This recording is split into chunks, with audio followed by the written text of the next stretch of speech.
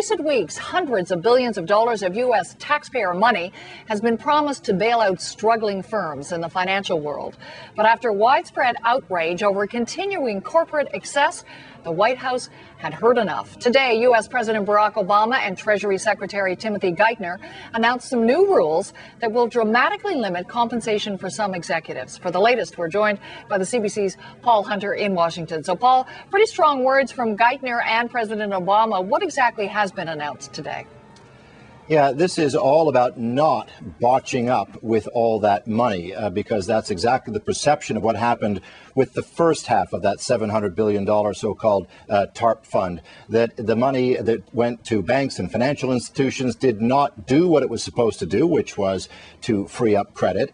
And it simply ended up, in large part, lining the pockets of bank executives. So Barack Obama and Tim Geithner, President of the country, and his Treasury Secretary came out today in an effort to say to the American people, look, this time with the second half of that $700 billion, things are going to be different. For banks and financial institutions that want a share of that bailout money, this time there are strings attached. Nothing is more important to me than earning the confidence of the American people that every policy we embark on is motivated not by privilege or private gain, but by the public interest in strengthening our economy and creating shared prosperity.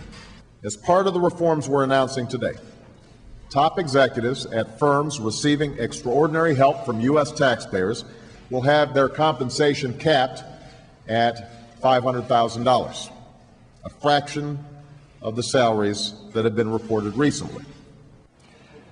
As a side note, Nancy, $500,000 a year is $100,000 a year more than Barack Obama makes. The CEOs could make more than that. They could be paid in stock.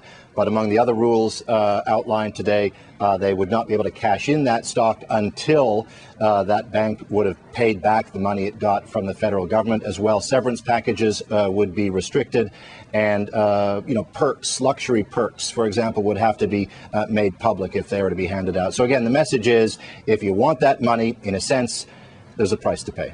It's